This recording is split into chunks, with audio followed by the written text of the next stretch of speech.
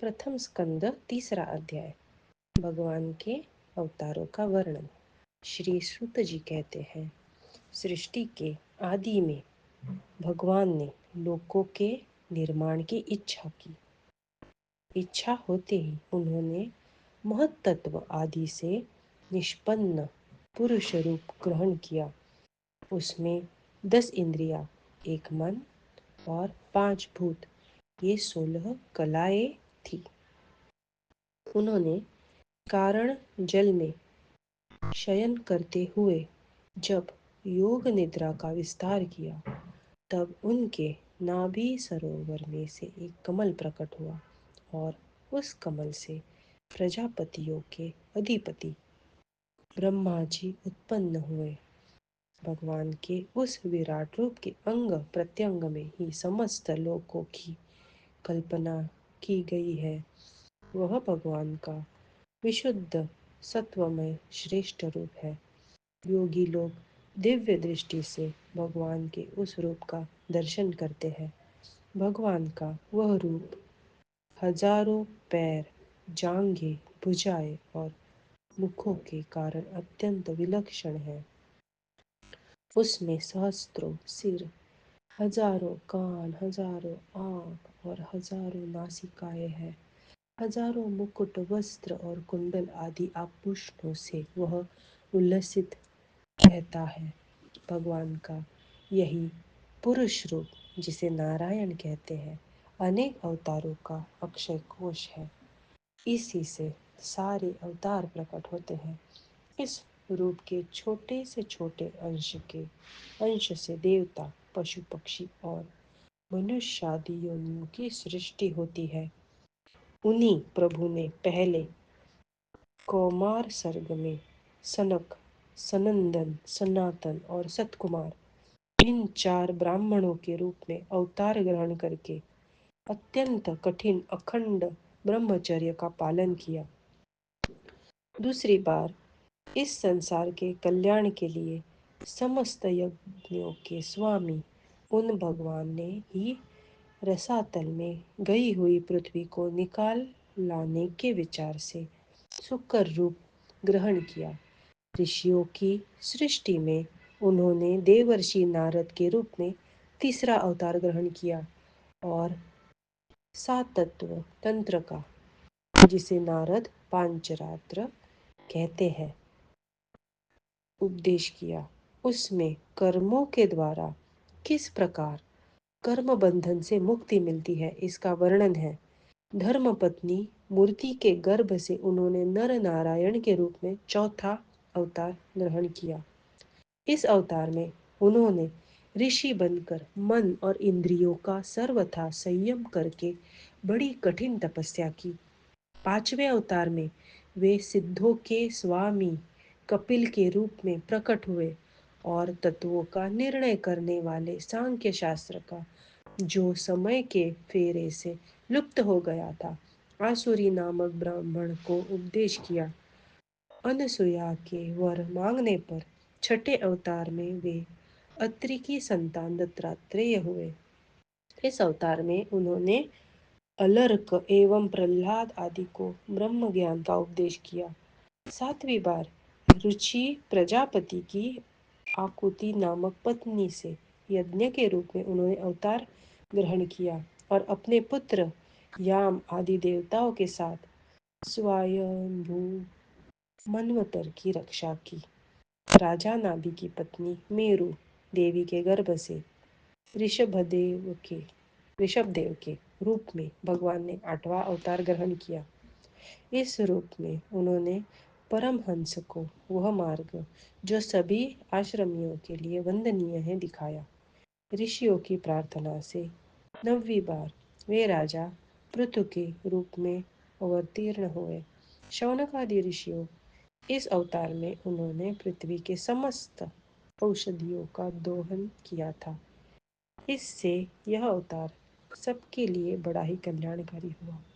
चाक्षुष मनवंतर के अंत में जब सारी त्रिलोकी समुद्र में डूब रही थी, तब उन्होंने मत्स्य के रूप में 10वां अवतार ग्रहण किया और पृथ्वी रूपी नौका पर बैठाकर अगले मनवंतर के अधिपति वैवस्वत मनु की रक्षा की। जिस समय देवता और दैत्य समुद्र मंथन कर रहे थे, उस समय 11वां अवतार धारण करके कच्छप रूप से भगवान ने मंदराचल को अपनी पीठ पर धारण किया। 12वीं बार धन्वंतरी के रूप में अमृत लेकर समुद्र से प्रकट हुए और 13वीं बार मोहिनी रूप धारण करके दैत्यों को मोहित करते हुए देवताओं को अमृत पिलाया। 14वें अवतार में उन्होंने नरसिंह रूप धारण किया और अत्यंत बलवान दैत्यराज हिरण्यकशिपु की छाती से क्षति अपने नखों से अनायास इस प्रकार फाड़ डाली जैसे चटाई बनाने वाला सीख को चीर डालता है। 15वीं बार वामन का रूप धारण करके भगवान दैत्यराज बलि के यज्ञ में गए। वे चाहते तो थे त्रिलोकी का राज्य, परंतु मांगी उन्होंने केवल 3 पग पृथ्वी। 16वें परशुराम अवतार में जब उन्होंने देखा कि राजा लोग ब्राह्मण के द्रोही हो गए, तब क्रोधित होकर उन्होंने पृथ्वी को 21 बार क्षत्रियों से शून्य कर दिया। इसके बाद 17वें अवतार में सत्यवती के गर्भ से पराशर जी के द्वारा वे व्यास के रूप में अवतीर्ण हुए। उस समय लोगों की समझ और धारणा शक्ति कम देखकर आपने वेद रूप वृक्ष की कई शाखाएं बना दी। 18वीं बार देवताओं का कार्य संपन्न करने की इच्छा से उन्होंने राजा के रूप में रामावतार ग्रहण किया और सेतु, बंधन, रावणवध आदि वीरतापूर्ण बहुत सी लीलाएं की। 19वें और 20वें अवतारों में उन्होंने यदुवंश में बलराम श्री कृष्ण के नाम से प्रकट होकर पृथ्वी का भार उतारा। उसके बाद कलियुग आ जाने पर मगध देश में देवताओं के द्वेषी दैत्यों को मोहित करने के लिए अर्जुन के पुत्र रूप में आपका बुद्धावतार होगा। इसके भी बहुत पीछे जब कलियुग का अंत समीप होगा और राजा लोग प्राय लुटेरे हो जाएंगे, तब जगत के रक्षक भगवान विष्णु यश नामक ब्राह्मण के घर कल की रूप में अवतीर्ण होंगे। शौनक आदि ऋषियों जैसे अगाध सरोवर से हजारों छोटे छोटे नाले निकलते हैं, वैसे ही सत्वनिधि भगवान श्री हरि के असंख्य अवतार हुआ करते हैं। ऋषि, मनु, देवता, प्रजापति, मनुपुत्र और जितने भी महान शक्तिशाली हैं, वे सब के सब भगवान के अंश ही है। ये सब अवतार तो भगवान के अंशावतार अथवा कलावतार है, परंतु भगवान श्री कृष्ण तो स्वयं भगवान ही है। जब लोग दैत्यों के अत्याचार से व्याकुल हो उठते हैं, तब युग युग में अनेक रूप धारण करके भगवान उनकी रक्षा करते हैं। भगवान के दिव्य जन्मों की यह कथा अत्यंत गोपनीय रहस्यमयी है। जो मनुष्य एकाग्र चित्त से नियम पूर्वक सायंकाल और प्रातःकाल प्रेम से इसका पाठ करता है, वह सब दुखों से छूट जाता है। प्राकृत स्वरूप रहित चिन्मय भगवान का जो यह स्थूल जगदाकार रूप है, यह उनकी माया के महतत्वादी गुणों से भगवान में ही कल्पित है। जैसे बादल वायु के आश्रय करते हैं और धूसर पना धूल में होता है, परंतु अल्प बुद्धि मनुष्य बादलों का आकाश में और धूसर पने का वायु में आरोप करते हैं, वैसे ही अविवेकी पुरुष सबके साक्षी आत्मा में स्थूल दृश्य रूप जगत का आरोप करते हैं। इस स्थूल रूप से परे भगवान का एक सूक्ष्म अव्यक्त रूप है, जो न तो स्थूल की तरह आकार आदि गुणों वाला है और न देखने सुनने में ही आ सकता है। वही सूक्ष्म शरीर है। आत्मा का आरोप या प्रवेश होने से यही जीव कहलाता है और इसी का बार बार जन्म होता है। उपर्युक्त सूक्ष्म और स्थूल शरीर अविद्या से ही आत्मा में आरोपित है। जिस अवस्था में आत्मरूप के ज्ञान से यह आरोप दूर हो जाता है, उसी समय ब्रह्म का साक्षात्कार होता है। तत्वज्ञानी लोग जानते हैं कि जिस समय यह बुद्धि रूपा परमेश्वर की माया निवृत्त हो जाती है, उस समय जीव परमानंद मय हो जाता है और अपना स्वरूप महिमा में प्रतिष्ठित होता है। वास्तव में जिनके जन्म नहीं है और कर्म भी नहीं है, उन हृदयेश्वर भगवान के अप्राकृत जन्म और कर्मों का तत्वज्ञानी लोग इसी प्रकार वर्णन करते हैं, क्योंकि उनके जन्म और कर्म वेदों के अत्यंत गोपनीय रहस्य हैं। भगवान की लीला अमोघ है।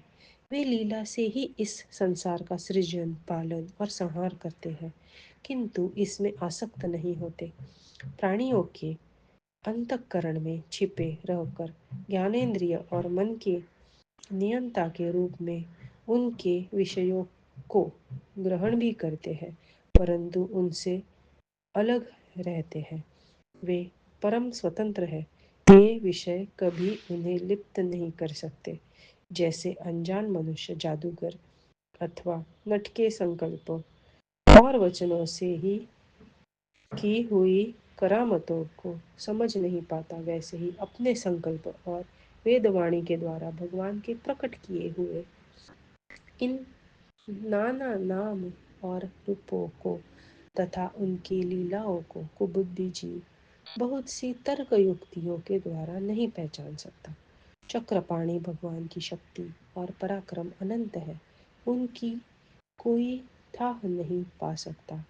वे सारे जगत के निर्माता होने पर भी उससे सर्वथा परे है।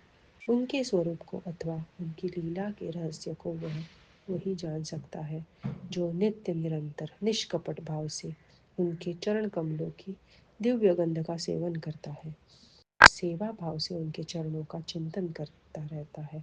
शौनक आदि ऋषियों, आप लोग बड़े ही सौभाग्यशाली तथा धन्य हैं, जो इस जीवन में और विघ्न बाधाओं से भरे इस संसार में समस्त लोकों के स्वामी भगवान श्री कृष्ण से वह सर्वात्मक आत्मभाव, वह अनिर्वचनीय अनन्य प्रेम करते हैं, जिससे फिर इस जन्म मरण रूप के संसार के भयंकर चक्र में नहीं पड़ना होता।